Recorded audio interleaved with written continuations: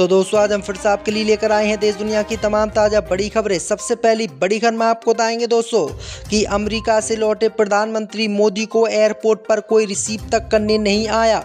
चेहरे पर दिखा गंभीर भाव, ट्रंप ने नहीं मानी मोदी की एक भी बात। कुतुब मीनार और हुमायूं का मकबरा वक्फ संपत्ति हुई घोषित। जेपीसी की रिपोर्ट में 280 स्मारकों के और नाम, उड़ गई मोदी सरकार की नींद। गाजा पट्टी में 15 महीने जंग लड़ने के बाद इजराइल की सरकार ने भी हमास से मानी हार, 3 के बदले छोड़े 400 फिलिस्तीनी कैदी। मोदी के भारत आते ही भारत पर अमेरिका ने लिया दूसरा बड़ा एक्शन। मोदी के पीछे पीछे अप्रवासियों का भेज दिया एक और विमान। मोदी की नहीं, अमेरिका ने मानी एक भी बात। उत्तर प्रदेश में बेटियों की शादी करने वालों के लिए सीएम योगी ने 20,000 रुपये का तोहफा देने का किया ऐलान। सरकार करेगी 20,000 रुपये से गरीब लोगों की मदद। कुंभ मेले में फिर से लगी आग, धू कर जल उठे टेंट, चौथी बार हुआ हादसा। तो दोस्तों सभी खबरों को आपको एक एक कर बताने वाले हैं। वीडियो को लाइक कर चैनल को सब्सक्राइब कर दें। इसी बीच पर तो दोस्तों अगली खबर की ओर, तो अमेरिका से लौटे प्रधानमंत्री मोदी को एयरपोर्ट पर कोई रिसीव करने तक नहीं आया। चेहरे पर दिखा गंभीर भाव, ट्रंप ने नहीं दिया भारत का साथ। दोस्तों आपको बता दें कि प्रधानमंत्री मोदी फ्रांस और अमेरिका की यात्रा करके भारत वापस लौट आए हैं, लेकिन प्रधानमंत्री मोदी का भारत के एयरपोर्ट पर कोई नेता स्वागत करने तक नहीं आया और प्रधानमंत्री मोदी के चेहरे पर भी सिकन दिखी। यानी प्रधानमंत्री मोदी की बात अमेरिका ने इस बार नहीं मानी। दरअसल आपको बता दें कि जब भी प्रधानमंत्री मोदी अमेरिका या किसी बड़े देश से यात्रा करके भारत आते थे तो भारत के एयरपोर्ट पर उनका स्वागत करने के लिए भाजपा के केंद्रीय मंत्री, भाजपा के अध्यक्ष और कई भाजपा के वरिष्ठ नेता स्वागत के लिए पहुंचते थे। लेकिन इस बार प्रधानमंत्री मोदी फ्रांस और अमेरिका से लौट कर आए हैं तो उनका स्वागत क्या, उनको कोई रिसीव तलक करने एयरपोर्ट नहीं पहुंचा। जिसके बाद अब खबर चल रही है दोस्तों कि प्रधानमंत्री मोदी की बात अमेरिका ने नहीं मानी और इसलिए कोई भी भाजपा का नेता मोदी का स्वागत करने के लिए एयरपोर्ट नहीं पहुंचा। इसी बीच पर तो दोस्तों अगली खबर की ओर, तो कुतुब मीनार और हुमायूं का मकबरा वक्फ संपत्ति घोषित। जेपीसी रिपोर्ट में 280 स्मारकों के नाम। दोस्तों आपको बता दें कि संसद में पेश की गई संयुक्त संसदीय समिति की रिपोर्ट में ये खुलासा हुआ है कि भारत में राष्ट्रीय महत्व के लगभग 280 स्मारकों को वक्फ बोर्ड की संपत्ति घोषित किया गया है। इसमें कुतुब मीनार, फिरोज शाह कोटला, पुराना किला, हुमायूं का मकबरा, जहां आरा बेगम का मकबरा, कुतुब मीनार परिसर में स्थित लोहे का स्तंभ और इल्तुतमिश का मकबरा जैसे ऐतिहासिक स्मारकों पर भी वक्फ बोर्ड ने अपना दावा किया है। जेपीसी की सुनवाई के दौरान एएसआई ने इन सभी स्मारकों की एक सूची प्रस्तुत की। वहीं आपको बता दें कि अब इस मामले को लेकर वक्फ बोर्ड और एएसआई के बीच मतभेद हो गए हैं। वक्फ बोर्ड ने इन सभी को अपना बताया है जबकि जेपीसी इसको अपना बता रही है। अब देखना ये होगा कि वक्फ बोर्ड इसमें जीतता है या फिर एएसआई। इसी बीच पर तो दोस्तों अगली खबर की ओर, तो यूपी में बेटी की शादी करने वालों के लिए सीएम योगी का बड़ा तोहफा, सरकार करेगी 20,000 रुपये की मदद। दोस्तों आपको बता दें कि उत्तर प्रदेश में शादियों का सीजन शुरू हो चुका है।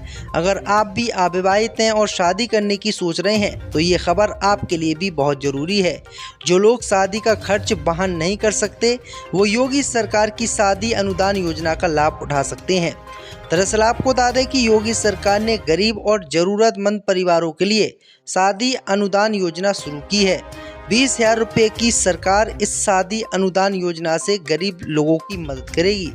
दरअसल आपको बता दें कि योगी सरकार ने प्रदेश के आर्थिक रूप से कमजोर परिवारों के लिए उनकी बेटियों की शादी के लिए शादी अनुदान योजना शुरू की है। इस योजना के तहत योगी सरकार ज़रूरतमंद परिवारों को 20,000 रुपये की आर्थिक मदद देती है। आप इस योजना का लाभ उठा सकते हैं। इसी बीच पर तो दोस्तों अगली खबर की ओर, तो मोदी के भारत लौटते ही भारत पर अमेरिका का दूसरा बड़ा एक्शन। मोदी से मीटिंग के बाद भी नहीं माने ट्रंप, पीछे पीछे भेज दिया अप्रवासी मजदूरों का जहाज। दोस्तों आपको बता दें कि प्रधानमंत्री नरेंद्र मोदी के विमान ने अमेरिका से टेक ऑफ ही किया था। इधर पीछे पीछे अमेरिका ने अपना एक और मिलिट्री विमान भारत भेज दिया है। पहले 104 अवैध भारतीयों की वापसी अमेरिका ने कराई। अब प्रधानमंत्री मोदी के भारत लौटने के साथ ही अमेरिका ने अवैध अप्रवासियों का दूसरा जत्था भी भारत भेजने का फैसला कर लिया है।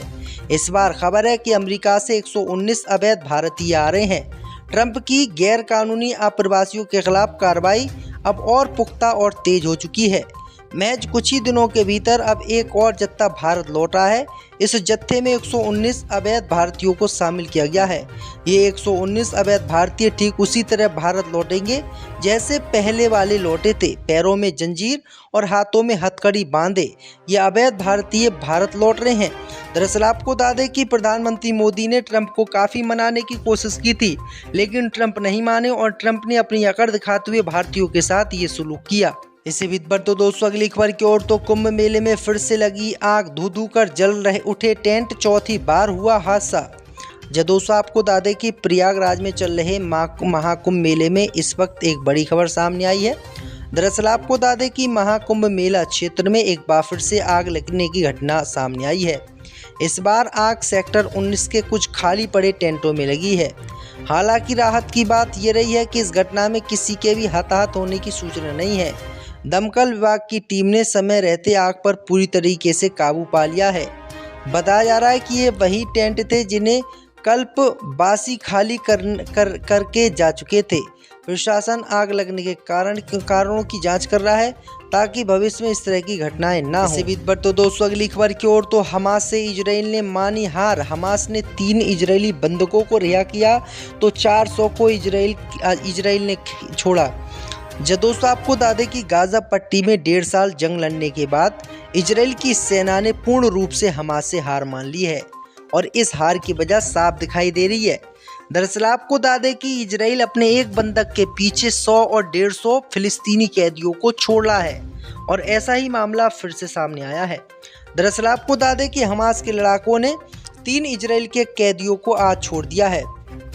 वहीं बल्दे में इजराइल की सरकार ने 369 फिलिस्तीनी कैदियों को रिहा किया है और ये सारे के सारे फिलिस्तीन आ गए हैं। तो ये बड़ी अपडेट आई दोस्तों कि बुरी तरीके से जो है इजराइल हमास से हार गया।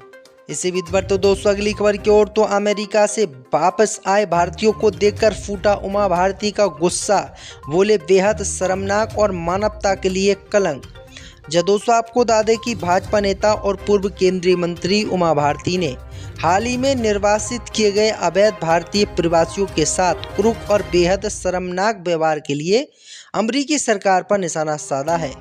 उनकी टिप्पणी 5 फरवरी को 104 भारतीय प्रवासियों को लेकर एक अमेरिकी सैन्य विमान के अमृतसर में उतरने के बाद आई है, जो अवैध आव्रजन पर ट्रंप प्रशासन की कार्रवाई के तहत निर्वासन के पहले बैच को चिन्हित करता है। भाजपा नेता ने कहा कि अमेरिका से वापस भेजे गए अवैध प्रवासी भारतीयों को जिस तरह से हथकड़ी एवं बेड़ियों में जकड़कर वापस भेजा गया है वह बेहद शर्मनाक एवं मानवता के लिए कलंक है। उन्होंने कहा कि ये निर्दयता एवं हिंसक मनोवृत्ति रेड इंडियंस के एक अमेरिका में बसे हुए अफ्रीकी मूल के लोगों के मामलों में अमेरिका की सरकारों ने कई बार ऐसा दिखाया भी है। यानी उमा भारती इस मामले से बिल्कुल नाराज है। पर तो दोस्तों अगली खबर की ओर तो बांग्लादेश के नए प्रधानमंत्री मोहम्मद यूनिस के साथ एलन मस्क ने की मीटिंग, हो गई बड़ी डील, भारत की बढ़ने वाली है टेंशन। जब दोस्तों आपको बता दें कि बांग्लादेश की अंतरिम सरकार के प्रमुख मोहम्मद यूनिस ने टेस्ला और स्पेस एक्स के संस्थापक एलन मस्क और उनकी टीम के साथ वर्चुअली मीटिंग की है। मुख्य सलाहकार यूनिस चाहते हैं कि मस्क बांग्लादेश में स्टारलिंक सैटेलाइट इंटरनेट सेवा शुरू करें। उनके इस प्रस्ताव को ट्रंप प्रशासन से कूटनीतिक समर्थक पाने के कदम के तौर पर देखा जा रहा है। ट्रंप प्रशासन कई मौक़ों पर बांग्लादेश की अंतरिम सरकार की आलोचना कर चुका है। इसके अलावा ट्रंप ने अपने चुनाव के दौरान बांग्लादेश में हिंदुओं पर हो रहे अत्याचारों का ही मुद्दा उठाया। समाचार एजेंसी AFP के मुताबिक यूनिस ने मीडिया ऑफिस की ओर से जारी बयान में कहा कि मीटिंग में दोनों ने इस बात पर जोर दिया है कि सेवा बांग्लादेश के उद्यमी युवाओं, ग्रामीणों और कमज़ोर महिलाओं और दूरदराज के समुदाय के लिए नए अवसर पैदा करेगी। यूनिस द्वारा दिए गए निमंत्रण के बाद एलन मस्क ने भी बांग्लादेश आने को लेकर उत्साह जताया है। तो ये बड़ी अपडेट आ रही दोस्तों। इसी बीच पर तो दोस्तों अगली खबर की ओर तो अमेरिका से वापस आए भारतीयों को देखकर फूटा उमा भारती का गुस्सा, बोले बेहद शर्मनाक और मानवता के लिए कलंक।